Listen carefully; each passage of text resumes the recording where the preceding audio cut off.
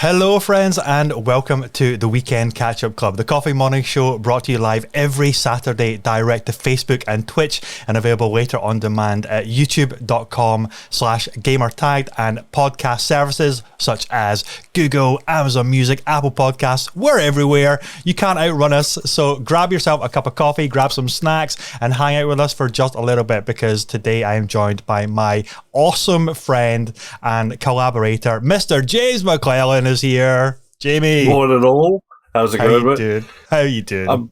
I'm good. I'm waking up. I'm waking up with more caffeine. That's what we do. We're both a little bit delirious today because this is proper live. The last few bunch of episodes, because I've had such amazing guests on, yourself included, have largely been pre-recorded because that's just the nature of scheduling and everything like that. Not everybody can drop a hat and tune in actually live on a Saturday morning. Saturdays are sacred, or they're supposed to be sacred. So this is like, oh my God, this is proper live. And we're a little bit delirious and blurry-eyed. It's definitely more fun. Like I like live stuff, but yeah, pre-recording makes life a lot easier for a lot of people. So there's only one downside coming on this show. There's literally only one downside, and it's the fact that the minute the show starts, the music goes away because that entry music's so good. Sat there popping along, and it stops. Oh yeah, we're on. It's proper funk, isn't it? Like really funky. You know what? I can't take any credit for that. I just sourced it from a music library site, which I have a subscription to, and it's great because it's I don't know if you've heard of Artlist before. Yes. So Artlist.io are a really good resource. This episode is not sponsored by them. I just want to clarify that at all. But we do use them a lot, and they do royalty-free music for absolutely anything, for commercial work, for podcasting, intros, outros, that kind of thing, or for YouTube content. So if ever you hear a little cool tune on any of our YouTube videos, chances are it is from Artlist, and you don't have to worry about copyright strikes because you've got a subscription to royalty-free music, and it's just absolutely awesome. You don't have to worry about that headache at all. It's brilliant. There's some really good artists out there making music for YouTube and Twitch. There's one that we use mostly for break music when we're streaming, because obviously, I put up. I came back, I took a 5-minute break on a stream once and came back to a bunch of people saying, I think the stream's frozen, nothing's going on. And I was like, no, it's a picture. I said I was good. So I found a little snatch of music from a guy called Ben Sound. Okay. And again, he's got a subscription type service. Again, we're not sponsored, but he's got a subscription type service. But he also puts up a selection of free tracks as well that you can use for whatever you want. But they are like sort of to persuade you to use the service, I suppose. Yeah. But yeah, it's very handy. It's a headache, trying to source stuff sometimes. The right stuff, like the amount of time I spend listening to bits, going nope, not quite right. Yeah, nope, for hours. It is a challenge, but it's good fun as well. You get some absolutely stonking stuff that because I was sourcing some stuff for a couple of videos. It was around the time where the Ratchet and Clank previews were coming out, and I wanted to do a little kind of talking head ramble thing.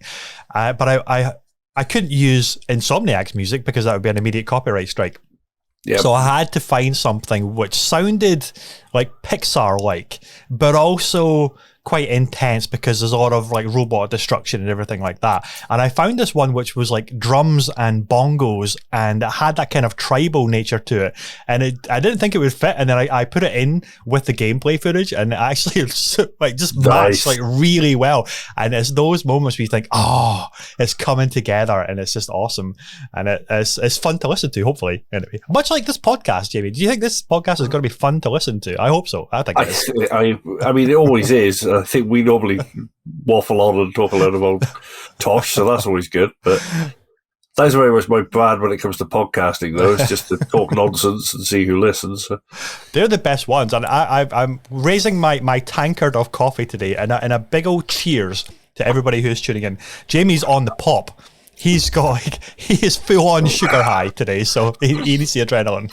I can't even have sugar anymore because I'm diabetic. It's just caffeine and some sort of substance extracted from, I don't clones somewhere in a warehouse under Croydon. But it's I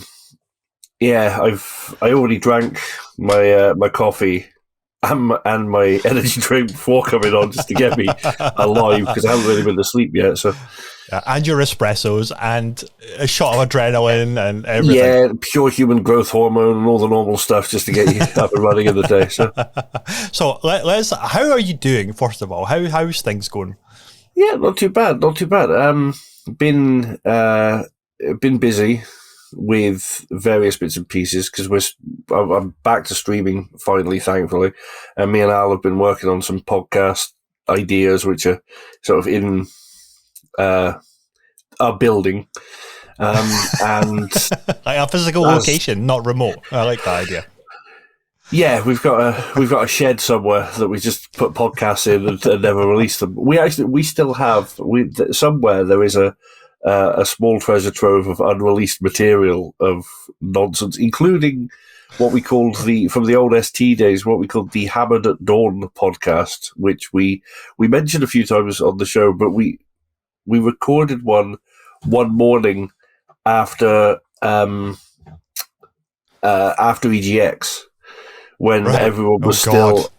It was actually after the StegX party, so everyone was still a little bit dicey, and we recorded one and we listened back to it and thought, that's never seeing the light of day. There's nothing about that is okay. So we that one got buried in a vault in Mount Rushmore. Along with all of Richie's other stuff. You got to crack it open. Actually, the next time that you and Alan can come over and visit me and the boys, you're going to have to bring this recording, this bootleg recording. I'm sure we can.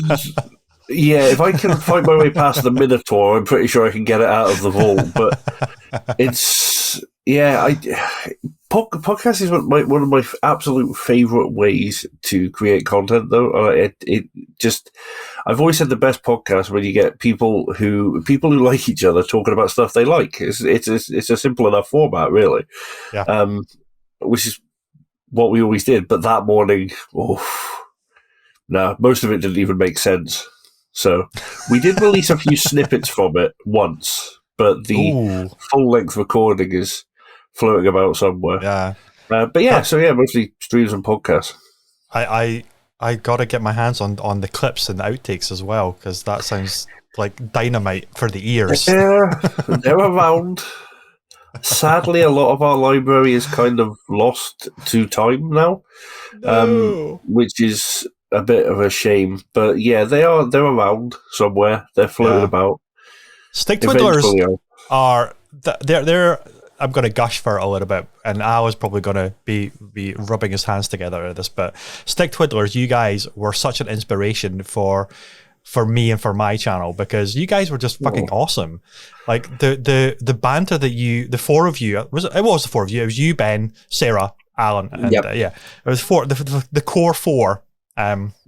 The banter and conversations that you guys had was just electric all the time, and you did so much with the brand of Stick Twiddlers as well. You did live events, you did in-person events, you did like huge organizing of events as well, and that is no mean feat, man. That is a huge undertaking, and Stick Twiddlers were fucking crushing it like anything, and seeing you guys do that, I mean, it was many years later before I decided to try and do this kind of stuff myself, but it was always there to say, Alan, Jamie, and Sarah and Ben were just amazing at putting all of this stuff together, and a huge inspiration. And if anybody listening, watching, try and dig it out of the archives. I think it must be on YouTube somewhere. The Stick Twiddlers channel and all their content was fucking brilliant. Go check it out. It's so good. It's floating around. It is out there still, a lot of it. First of all, as an overly emotional middle-aged man, thank you, and I'll probably cry at some point now. But it was weird. The way I got started because the guys were already going when I jumped in. I had written a blog about Halo, specifically about if they came to hear me beg achievement in Halo, in Reach. Is that the one where you have to jump off the cliff and do the assassination? It never pops. It never popped for anybody. No, the bane of everybody's existence. it took me hours, but it took me hours because so I wrote the blog over on my personal blog, my Alvim stuff. I'd written this blog just taking the mickey out of the achievement, basically saying that it had caused me to essentially have a small scale breakdown. Was the tone of the piece, but it had actually driven me to frustration because it is such a horrible achievement because it's just the connection on that hit as you land is just always off. But there's a bit in the blog where I'd written about how you realise 6 hours later when your fingers are bloody stumps that it had popped 5 hours before, but you were too deranged to notice. But that was true. I had actually had it pop and hadn't realised after I did another like 4 or 5 attempts, and then something in the back of my head said, "You can stop now." And I went and checked, and it popped. So I wrote that and got a call from the guys, and they said, "Do you fancy doing some guest posts?" And that was it, really. It just sort of we always joked that Sarah was the guest that never left, but I think to be fair, I'd sort of taken the moniker just before that. But when we started with the podcast, it was me, Ben, and Alan, and the idea was we would sort of potentially have rotating guests joining us. Yeah, and we had a few guests, a few friends from the industry, and that, which was awesome. But yeah, Sarah came in on about episode maybe 3, it might even have been 2. And then the next week we said, "You just want to come back?" And I was like, "Well, you're staying. That's it." Because it just sort of worked. Part of the furniture now at this point. You've done 2 shows. That's it. You're family.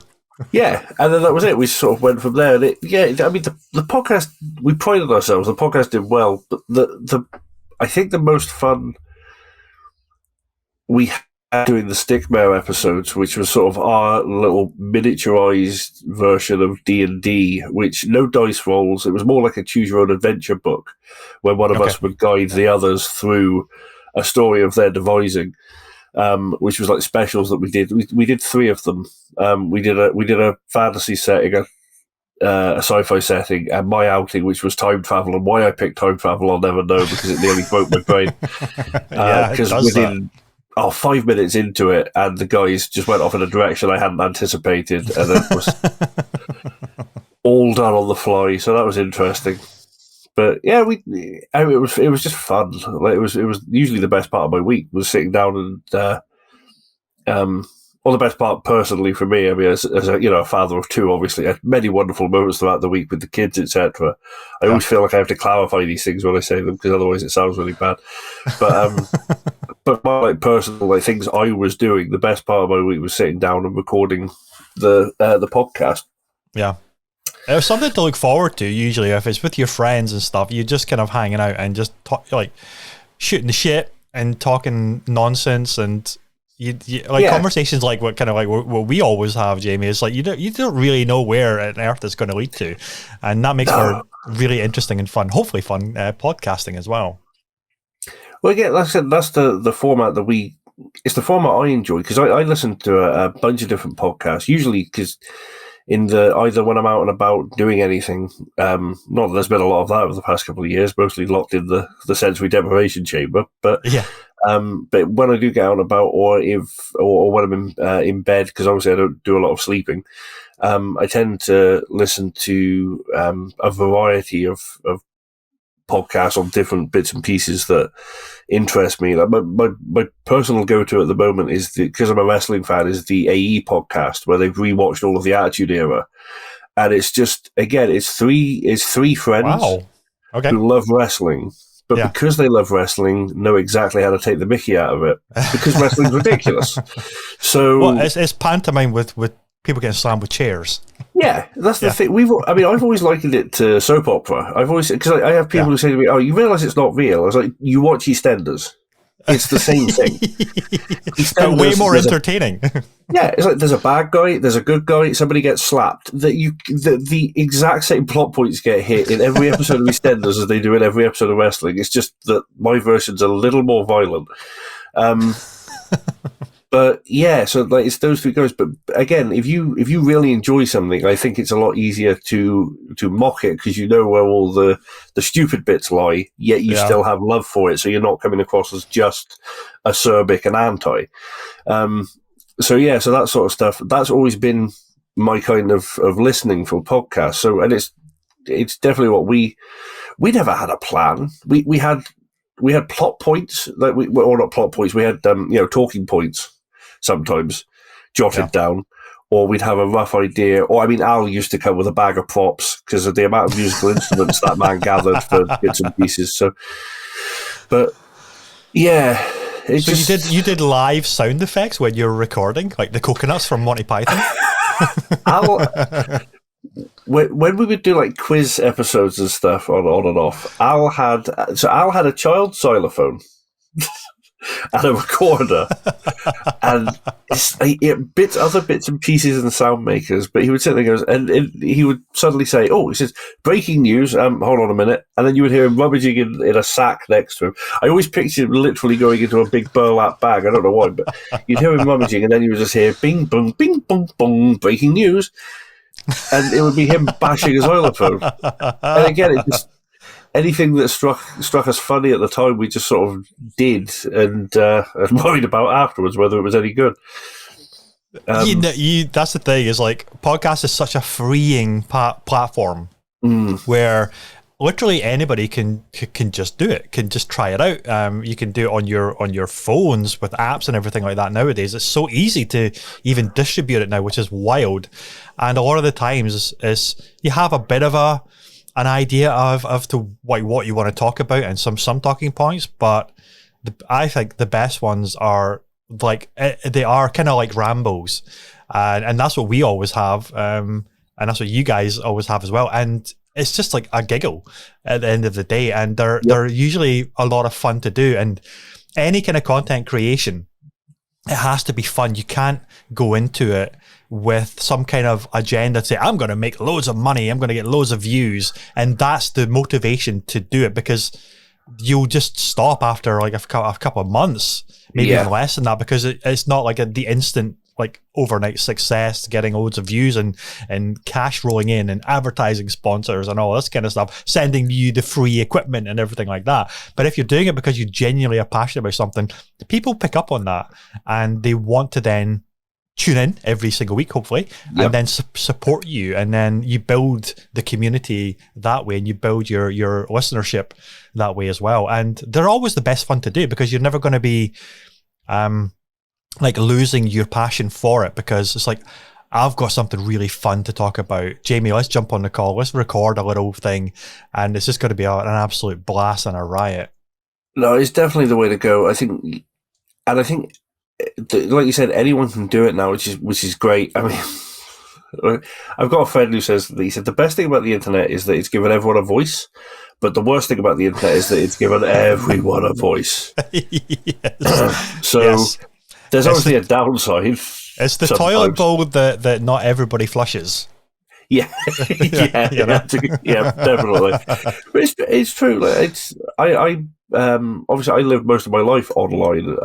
I'm very rarely out of this chair, so it's difficult sometimes. Obviously, you see people with unfortunate opinions and messages that I would rather not spread are able to spread them. Yeah, which is bad. But I love that all the creatives across the world have an outlet now and have somewhere they can do stuff, even down to things like I know the company draws some wire, but even things like TikTok and that sort of thing. That there are so many creators doing different bits and pieces across TikTok, Vine previously, and YouTube and Twitch, and all the way to like fan fiction sites and all that sort of stuff. There's a place for everyone to make what they want to make and put it out there. Yep. Which is good, because as someone who one of my earliest memories of what I wanted to do, and apparently before I could talk properly, was I used to tell people I wanted to be an orf. What's an orf? an author, but I didn't know the word. I was this big when I said it. Okay. But I always wanted to, always wanted to write, and that sort of evolved when I was older into, I do want to write, but it's because I want to make something, and all I've ever wanted to do is make stuff that makes people laugh. I've never worried too much about, I'm never going to write the next great novel, or that think piece that gets, changes the world, maybe. But if I can get people giggling, I'm happy. Hey, you never know. You could be the next Terry Pratchett. I think you've got it in you. I would never aspire so high, because that man's one of my few heroes ever. I've got 3 signed copies of his books through there. I met him once when I was 13. Yeah, I did not handle myself well at all. I walked into, it was a bookshop in a town near where I grew up, and they had somehow secured him for a signing. I say somehow, he used to go all over the shop and do signings. He was very, very good to his fan base.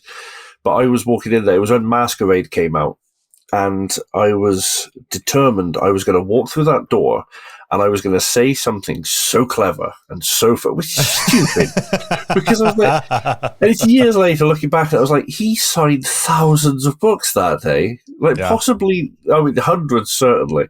And then he went on the next day and did it again. It's like, there was no way he was ever going to look back over his life and go, God, that chubby redhead I met in Yeovil, that was the one. That was the one that turned me around. But in my head, I was like, I'm going to walk in there, I'm going to say something amazing and witty and pithy, and he's going to be like, you are brilliant, I love you. And I walked in there, and he looked at me, he said, so what's your name? And I forgot. I could not remember my own name. And there's no word of a lie. I literally just stood there and went, it's something. It's on the tip of my tongue, and I was floundering. And my dad, who had taken me, my dad's leaned over and went, "It's Jamie," and he went, "No worries," and signed it. He went, "There you go, thank you very much." So I was like, "And you," and walked out. And I got outside, and it was basically like, "What happened? I blacked out. Was I good?" I was like, "You were great, son." No. So yeah, not my proudest moment, and I don't think I've ever been starstruck in my life. But I was that day. Yeah. So I think my understanding is that Terry Pratchett, when he was doing signings, and he's been always so good to his fan bases, that he always had time for everybody, regardless of hundreds or thousands of signings that he was doing. He never was dismissive to anybody that wanted to come up and talk and ask him something about Discworld or the universes that he's created, or get a signing or anything like that. So you always felt that you weren't harassing him, kind of thing. He was always accommodating, and for a 13-year-old child, or even younger if they're reading the books or listening to the audiobooks, if there is audiobooks of them, I don't know.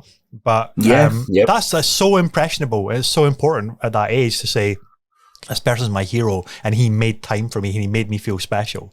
That is huge, and I think it's lost on a lot of celebrities maybe nowadays, where you think it's an inconvenience, or you have to kind of stay back from them. You can't just run up to them and get an autograph, whereas you kind of maybe used to back in when we were kind of younger, in the 80s and 90s. You kind of had that familiarity with them, It's a shame. I mean, obviously, I fully appreciate celebrities deserve a private life as well, but I think there's a certain, obviously it depends on circumstance, but there's a certain responsibility that comes with putting yourself enough in the public eye that you are, even if you can obviously ask people to respect your privacy and give you time and stuff, that makes perfect sense, but you do have to realize that you are going to be you're potentially going to be the thing that shapes someone's way they look at the world. And if you're going to be that, then you need to try and remember that. It comes, it is a responsibility. And I think it's a shame there's a subsect of celebrity. Sorry, my leg is about to fall off. I'm just going to, there we go. There is a subsect of, or at least it feels like, there's a subsect of celebrity these days, which there does seem to be very much, it's a business. It's not a passion, and that I don't appreciate that. I mean, even if you look at influencer culture now, there are some fantastic people out there doing some awesome stuff, and then there are some that it just feels very commercial, and you don't get the sense that they particularly enjoy what they do, or that the people who got them there matter quite as much. I mean, I don't have an example, and I wouldn't call anyone out, but anyone listening will probably know the type of me. I think everyone's seen someone online they look at and think, yeah, you don't care about that. Yeah. You're not that interested in incontinence pads. You're just trying to sell them to me. So and I think that's a shame for a field. Well, I suppose I feel for a medium that is so important to creatives, like the online, sort of celebrity bases like YouTube and Instagram. For something that is so important to creatives, for it to have that to it, because I think then you find that everyone gets questioned, and everyone. I mean, even then, when you're talking about the music and that, you have to be so careful to remind people that not sponsored. You can't just. It's hard to just be complimentary about something because you happen to like it and remember it now. You have to be very, very careful about what you say about what when it comes to shilling. You know, which I mean, I do it all the time. Obviously, I'm a big fan of Sneak. I drink Sneak. We've never been paid by Sneak. I've paid Sneak. I've given them lots of my money to buy their products. The sponsorship's going in the wrong direction. Then you're sponsoring them. I'm not good at business. Never have been. But so like that for me, like I'm usually drinking one when I'm streaming because that's about the time I'm normally making myself one, keep myself awake through the night. Yeah. So I've shilled for it because I know a lot of gamers drink energy drinks, and I know that this one is a healthier. I mean, energy drinks aren't healthy with the amount of caffeine they have in them, etc., etc. But this has a lot less other junk in it. So I'm like, if you're going to drink them, here's a good one I recommend. Don't have to buy it, and no one's paying me to tell you. But it's that constantly remembering. So I've just started saying we're not sponsored yet, and I've decided that I'm pushing for it, and we'll just see what we get, how it goes. But so the next time you're on this show, then I'm fully expecting you to have a Sneak hat, a Sneak t-shirt, a Sneak hoodie, and like the Sneak rabbit on the shelf back there. Repaint the entire place purple smoke. Yeah. So, but I just the entire world of content creation is a bit of a minefield now, and that's not for the you get all the nonsense reasons people say about you have to be so careful what you say. It's like, well, if you're a decent human being, you generally don't, so I won't worry about it too much. But it's just for the business side of it and the marketing side of it now. Yeah. It's definitely something you have to consider a lot more than when we first started talking toss into a rock band microphone over Skype. Well, there's a huge thing now about like the ethics of YouTube and content creation, because you mentioned there about you have to now say this is a sponsored piece of content that you're putting out there, because there's so many people that will just. I mean, YouTube has been the Wild West for a long time, and it really is on the morals of the creator to have those ethics and to put them out there for the user base, because it's too easy to say this product is amazing, I suggest you buy it, and they're being paid to say that. But if you're not being open to your audience to say, by the way, they paid me to review this product, and then that comes out later on, it's like the damage to your reputation is like devastating, because then they cannot trust you. But if you put it up front to say, hey, they sent me this item to review, to talk about, and then you'll see a lot of creators also saying, but they don't get to comment on the content, they don't tell me what to say, all this kind of stuff. That's part of an ethics agreement that you need to be really clear with your audience. And you see more and more of the big channels doing that, which is great, but there's a lot of small channels that are just doing it for views, and they don't really care about the ethics side of it, and being open about, hey, I got this for free. I didn't buy it, but I'm telling you, you should buy it. But you're skewed because you got it for free, and there's that openness that is missing for a lot of the Wild West of YouTube and other platforms as well. I'm sure TikTok has maybe similar stuff as well. I'm not on TikTok. I don't understand it, Jamie, but you're on TikTok. I am for my sins. I don't do a lot with it apart from post sea shanties about British Telecom failing me. which is about the only. Okay, I'm going to subscribe to Jamie on TikTok now just for that. I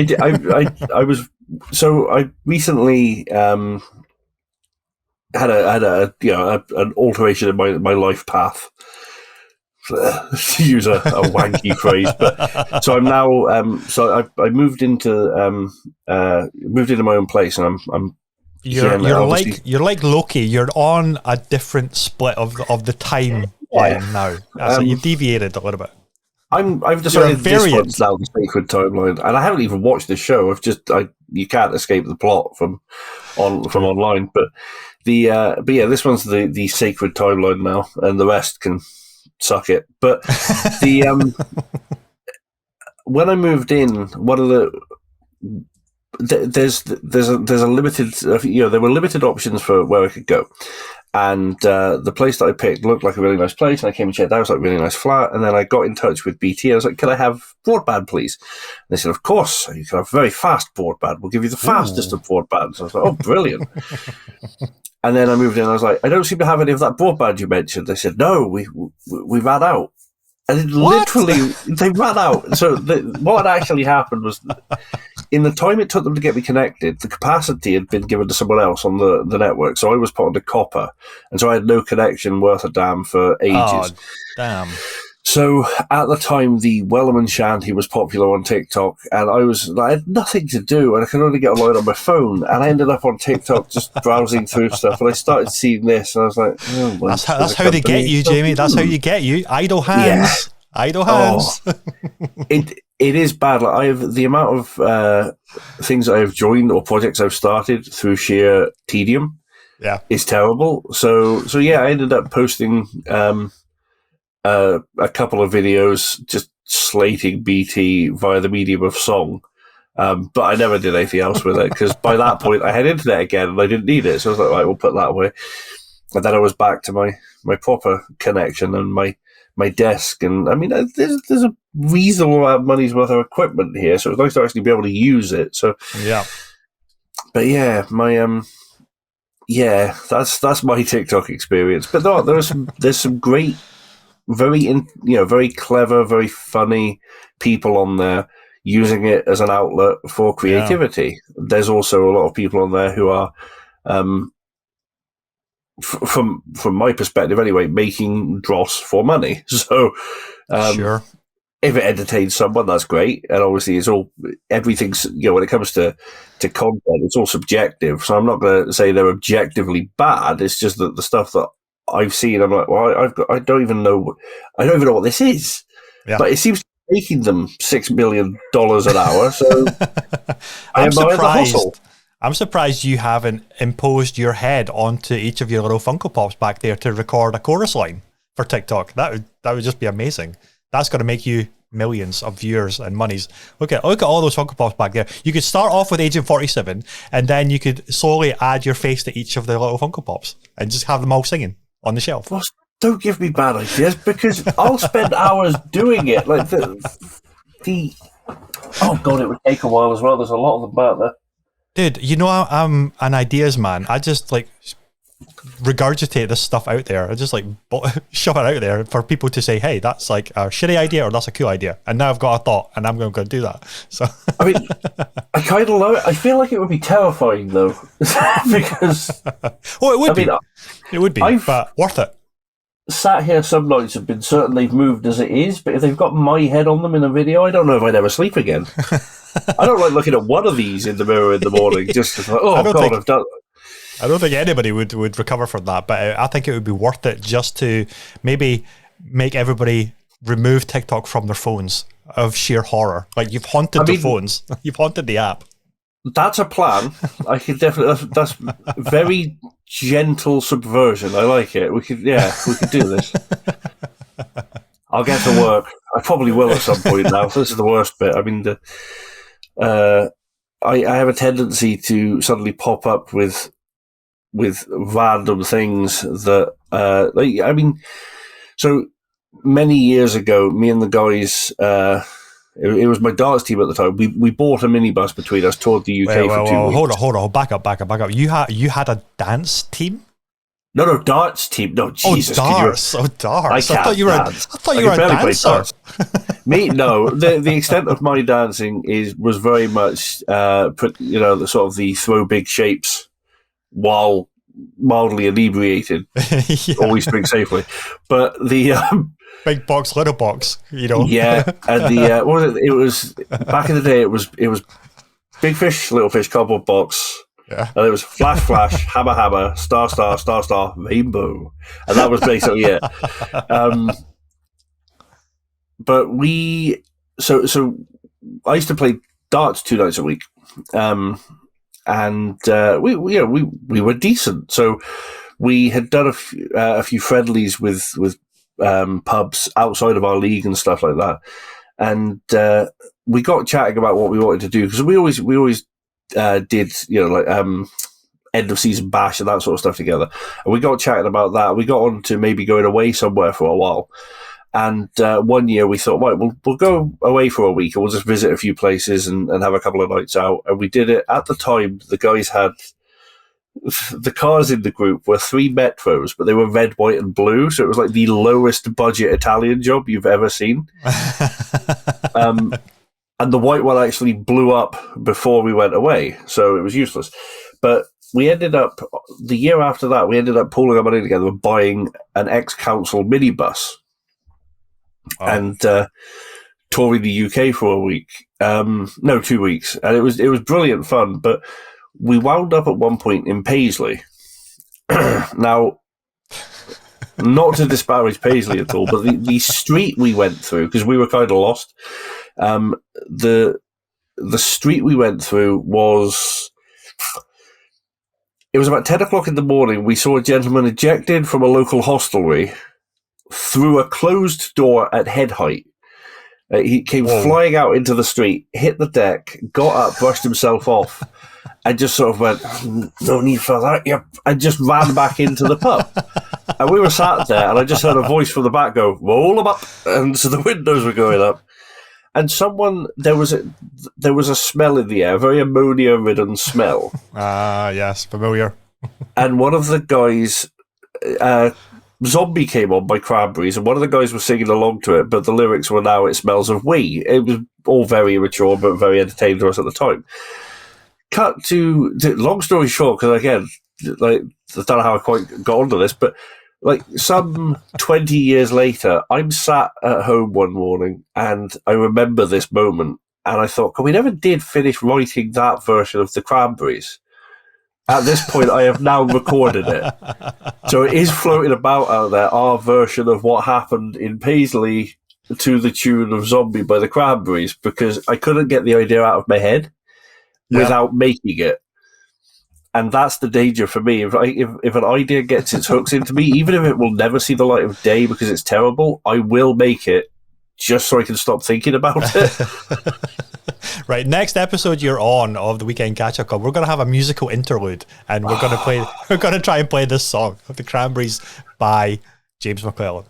It would be, oh God, no, because I can't sing for toffee, so it's, but I am terrible for it though. So I'm a big fan of Kevin Smith's work. Yep. And I listen to a lot of his podcasts as well. And there was it was actually what got me back into, after obviously, ST had been on permanent hiatus for some time. And what got me back into writing again, at least, was an episode of one of his podcasts where they had a live Q&A, and a young lad comes up and starts talking about a podcast that he's doing, and Kev was just so gushing about the notion of just make stuff. You've just if you've got it in you, just make it, because there's nothing better to do. And it got me sort of back into writing, so I started doing some more blog stuff and that at the time. But I don't know if you've seen Tusk, or if anyone watching Tusk. Tusk is one of the weirdest films I've ever watched in my life. But it all came off the back of a story from the podcast, from one of Kev Smith's podcasts. They found a Gumtree ad for someone And I'm not gonna say much about it because one, it's a very long story, and two, it would spoil the film. But they found a Gumtree ad for someone who was looking for a roommate, but it was completely free. You had free room and board, free food, everything. The only proviso was that for 2 hours of every day you had to dress up as a walrus. Okay, well. And this was a guy in Brighton who was advertising for this. So he said he used to live in Alaska and he had befriended a walrus, and then when he came back, it was this whole thing, and they got tickled by the notion. It turned out to be a comedian who had written the post. Obviously it was a joke. Yeah. But they got so tickled by the notion, and then they sort of got into the idea of like, what if he doesn't just want you to dress up like a walrus? What if he wants you to be a walrus? What if it's some sort of psycho killer who's going to... And they couldn't get the idea out of their heads. And so he ended up crowdfunding and making Tusk, that's the basic plot of the opening of the film. It could be a whole subplot of like the ivory hunters coming for his actual walrus tusks as well. I cannot describe how weird that film gets. I honestly, God, could not do justice to how bizarre that film gets. But the notion that it was just like he got so wrapped up in the idea that he couldn't not make it, and he basically said, "I don't care if this film flops commercially. Yeah, I just need this story out of my head." And I thought, yeah, I can relate to that. And then every now and again you do it and you make a gem. So I'm like, okay, well, I'll just keep throwing words at paper or at a microphone or my face at a camera until stuff works. I'm quite happy. So that sounds absolutely fascinating. Right, so what are you playing just now?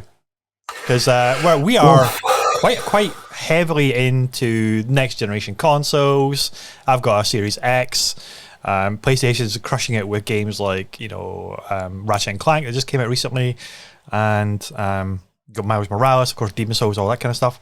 I'm freaking loving the Xbox Series X. But you, every time I talk to you, you're raving about Valorant on PC. Yeah, I've been playing a lot of that. So I haven't upgraded consoles yet. I'm still on the one. I will be soon-ish because Halo's coming, and you can play that on PC. It's coming to PC as well. I'll end up playing it on both, but I have I'll be getting an Xbox for Halo. Like it's synonymous with the console. Like Halo and Xbox, that's just the platform. That's the way it should be played. Yeah, I think at this point, like, Microsoft could literally send someone to my house every morning to kick me square between the legs, and I would still buy a new Xbox for Halo. It's bad, and it goes against a lot of what I've said 1,000 times about people voting with their wallet and stuff. But yeah, it's bad. It's an addiction now. But no, I mean Halo. I've just seen some of the new stuff from it, and it looks incredible. So I will be upgrading. And I've got to do some PC upgrades and stuff as well. But at the moment, I play bits and pieces of games. Yeah. Here and there. I'm currently working through all the Lego games, which is awesome on PC. That's a lot of Lego games to work through. Yeah, well, I started with Lego DC Supervillains, and I haven't finished that one yet. Okay. So I kind of give you an idea, but I started it with a stream we did, and I'm doing it on Wednesday nights. So, yeah.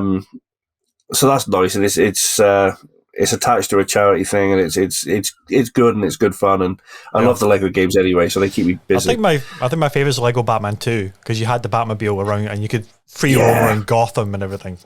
So good. Batman 2 was brilliant, but the one thing, I think it's around Lego Batman 2 that the hub world started to get so much bigger. Yeah. And the game, they've hit a point now where the games have become...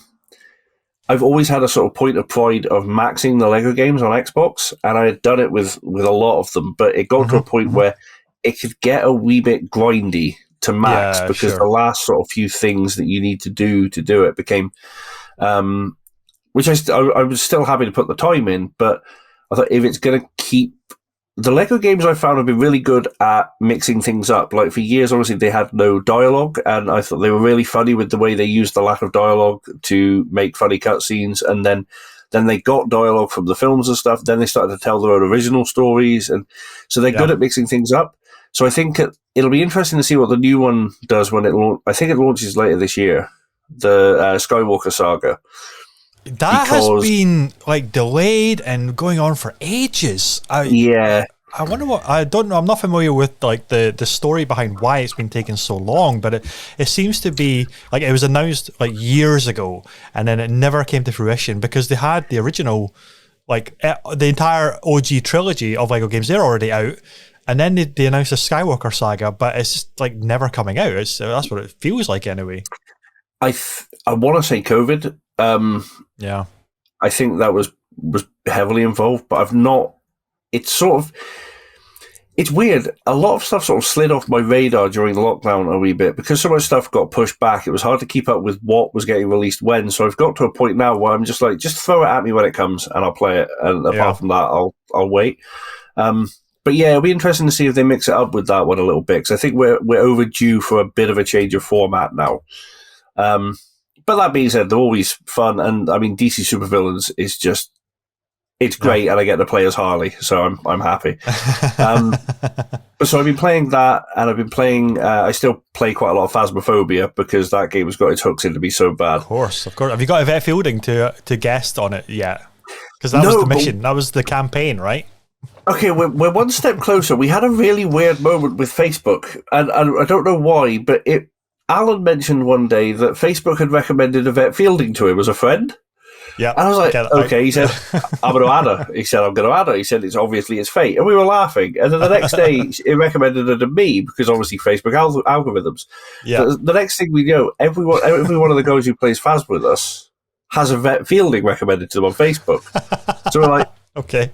The world's trying to tell us something. So I got back on the wagon of tweeting her occasionally, being like, you really should. I mean, you think you've seen some scary stuff. Wait till you come and see. There's a kid with no face. So that's wrong. That's wrong.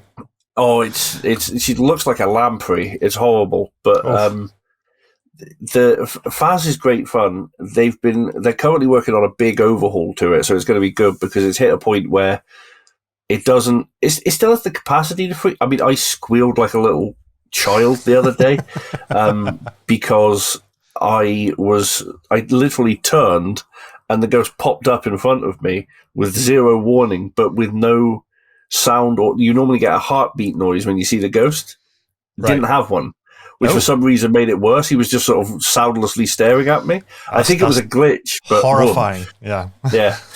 So that's my sort of bits and pieces. But yes, the bulk of my time, Valorant. I am hooked on that game, and I've started playing competitive now with some of the guys.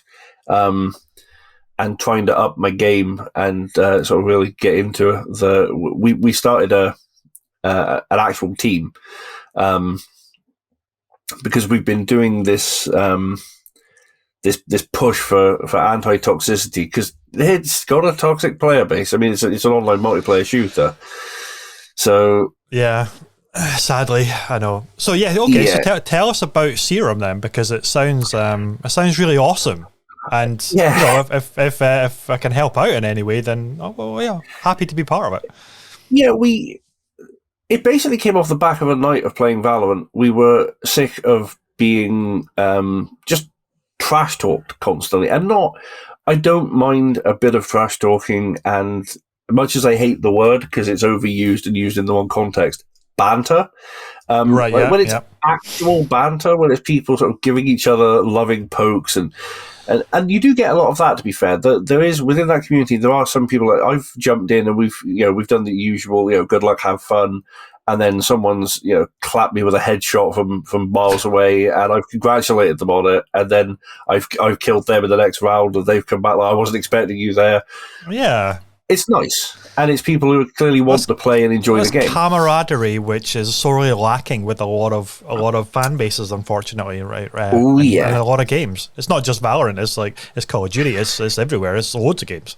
Yeah, well, that's the thing. We've said like Valorant has been our sort of test subject at the moment because we're playing so much of it. But obviously, I've done I served my time in the COD lobbies of old. Yeah. But I've played a lot of COD, Halo. Overwatch. That's another one that I've had in every game I've played where I've played it online multiplayer. Even some MMOs and stuff. Like because I've played a lot of MMOs over the years, and even in them, you do get this toxic side to the player base, and it's not all of them. And it's always been one of my bugbears is that the media has a tendency to demonize gaming in general and online gaming particularly for being like, don't let your kids game because people will be nasty to them. I'm like, there's truth to it because there is a chance it'll happen, but they also might meet friends and have great times. And so we got talking about it after this one night where it had been particularly bad. There was an awful lot of sort of racist diatribe being thrown around. There was a lot of homophobic slurs, and none of that obviously sits well with us.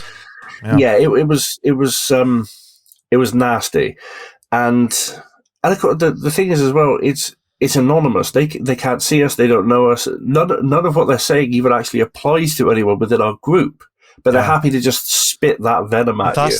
That's the problem with not just game lobbies and stuff like that, but social media as well. It's anonymity that they're hiding behind the screen and a keyboard where, and a lot of the people that I respect and follow, they say this constantly. It's like, would you go up to somebody in the street and say that to them, to their face? And a lot of the time there's no way anybody would say that to another person if they were standing right next to them. But why is it acceptable to do that behind a keyboard? And it is sickening, it's outrageous, and it needs to get stamped out. And it's great to hear that obviously you and your friends are starting this initiative to try and be a tonic to this kind of shit pile that keeps happening in lobbies and game lobbies and online. Well, that was it. We could it finally catalyzed when there was one guy he was on our team and he was having a go at the other team because there was only three of us playing, so we had obviously two randoms with us, and he was and there's not even voice chat, so he's actually stopping to take the time to type this into the all chat in text. There's only voice chat within your team, so he's just spouting this abuse at them, and we told him to stop, and his response was, "But it's online gaming; it's just what you do." And that was when we were like, no, because we don't, you'll notice, so you don't have to. And so we got chatting about it, and we were talking about how toxic which is how the name came about. So we were like, it's very toxic. What works against toxins, antitoxins, or a serum? And we're like, okay. And then I'm looking at acronyms. I'm like, how the hell?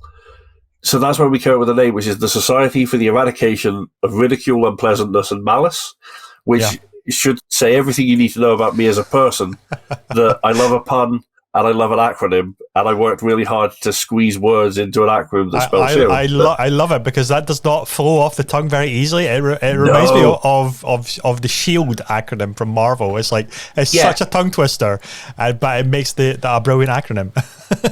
That was what we liked it, and it's a garbage sentence, and it's a terrible web address, which we have now, so I love it. But obviously, everyone uses shortened links now anyway, so it's fine. But so we were, we basically, our only objective at the time was, right, we're just going to make sure that when we play, we are always going to, throw out a good luck, have fun, be kind and considerate to the other team and our teammates, and make sure that we report anyone who is being toxic in any way. And if someone's being not toxic but aggressive, we will tell them they should, and which obviously gets us a lot of ire while playing, which is great. But we have had a weirdly positive experience off the back of it. Not every game, but even in one game, we got chatting to the other team in between rounds, and they actually said, thanks, this is the first positive lobby we've had. And it's been really bad today. There's been a lot of hate. So we started saying, no, we don't do that. And they asked about, because we've got the serum tag in our names and that. So they asked about that. And we dropped the bit.ly link for the site, because God knows I'm not typing out the entire thing. And so we dropped the bit.ly link for the site. They looked into it. And then one of the people we were playing with said, They find it really difficult in lobbies because, terms get thrown about that people don't think about. Like, fat is a word that gets thrown about online a lot, weirdly. which is one of the truly bizarre ones because you have literally no idea who the person is you're talking to, but you'll comment on their body. So, but this person who was on the other team that we were talking to said they're doing okay now, but they have an eating disorder, and every moment of that abuse. And I was, because again, overly emotional middle-aged man, I was sort of quite touched by it. She was really open about what had gone on with her, and we just sort of started talking in between that. Really annoyed our random teammate because there was more talking happening in gameplay at that point, but we kind of figured it was important and nice to talk to this person who had actually opened up. Yeah.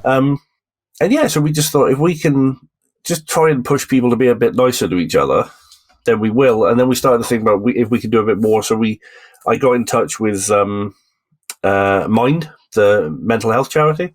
Yep. And so the plan is to do some sort of awareness and fundraising for them, and also work with them because they've got some great resources online for online gaming and just online presence and how to avoid and deal with cyberbullying and that sort of thing. Yeah. So they've got quite a good bank of stuff out there because they already have as a lot of charities do now. They've realised that gaming, pretty big thing. So they do have a gaming event that they do. So the idea was just basically, I spend a lot of time in online spaces. I would like them to be a little bit more fun to spend time in. Sure. And it'd be nice if everyone felt that. And also I have friends that, I met Al online, my hetero life mate, and I met him online. I met you online before. Yeah. Do you know what I mean? So it's like the amount of people I've met through the gamer sphere or the World Wide Web or whatever portion of the internet that you want to point to. I've made a lot of friends through it. Most of the guys who are doing the serum stuff with me are guys from our Discord server who I've not met in real life yet. I would like the rest of the world to sort of have that positive experience, and changing the world's a big goal, but changing a couple of people's minds will do for a start, and then we'll move on from there. So, the general idea. No, it's a great initiative, and I'm excited to see it grow and help out where I can, and just see what other initiatives are going to stem from this. Because you've got a big charity broadcast coming soon, right? Yeah, we've got, there's a couple lined up. We've got one for Mind, which will be a 24-hour marathon. So obviously that's where my heart lies when it comes to fundraising, is to just rob myself of sleep and go slowly insane on camera. It's always entertaining to watch, that's for sure. I actually saw Al sent me a couple of clips from the last one we did. In the wee small hours, it got really weird because we started talking about the worst superheroes ever. And I think we started a podcast off of it at that point, which is yet to be finished. But that'll be the Mystery Men, surely, Jamie. There are worse. We the one that we couldn't go over was in DC. There was actually a superhero called no, was that Marvel? It's DC or Marvel, I forget. But Arm Fall Off Lad, and his power is literally that he can remove his arm to use it as a club. Which makes him, brilliant, in my opinion. But does that not make him half as effective as a guy who doesn't take off his own arm, but also has a club? So Club Man would have been better superhero. He's got a weapon at all times. He doesn't have to. He can just walk into a bar with no weapons, and then he's just like, "Ha! Now I have a club." So there's that. True.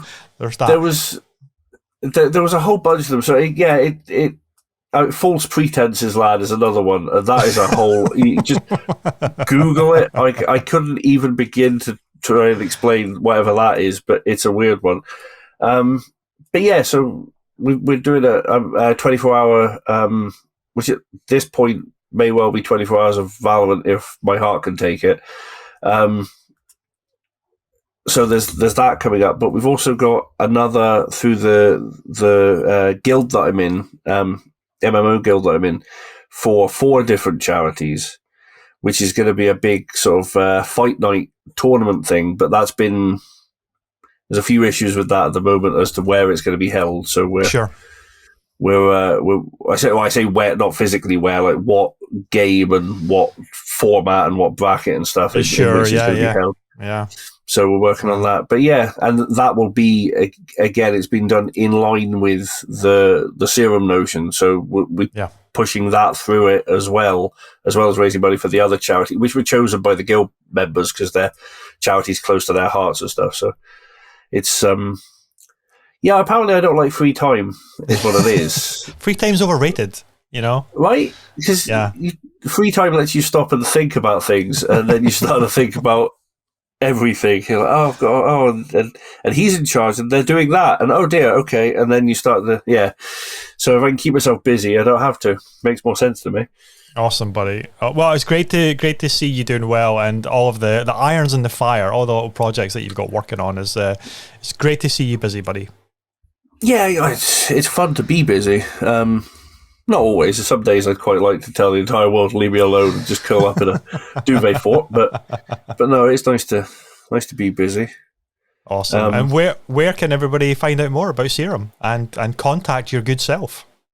So the web address recite the web address, Jamie. Come on. It is actually the Society for the Eradication of Ridicule and Pleasantness and Malice.org. Oh my God! You went there. The Twitter. Oh yeah. Again, because I thought I'm going to be using Bitly constantly, or shortened links. I'm just it'll be fun. It'll be in a link tree somewhere. It'll be grand. But the Twitter is gaming_serum, which is obviously a little bit easier to find. It is. And the Facebook page, I think is Serum Gaming. But I'm still setting up the Facebook page because obviously with the amount of stuff I'm setting up at the minute, I'm sort of in between bits and pieces as it comes to me. But it's all on there's links to it on the midlife crisis stuff as well. So, mid-game crisis stuff. So it's on midgamecrisis.co.uk, and then there's pages and links through there to get people to everything. Yeah. Wonderful. Jamie, thank you very much for your time this morning. It's always a blast to have you on this show. I'm going to have to get you on again very, very, very soon. Ladies and gentlemen, this has been episode 52, I think it is, of the Weekend Catch-Up Club podcast. Thank you to everybody who has spent the time to hang out with us, listen to us, or watch us if you're on YouTube. It's been an absolute blast as always. Thank you, and I will be back again next week with another great guest. Take care. Bye-bye.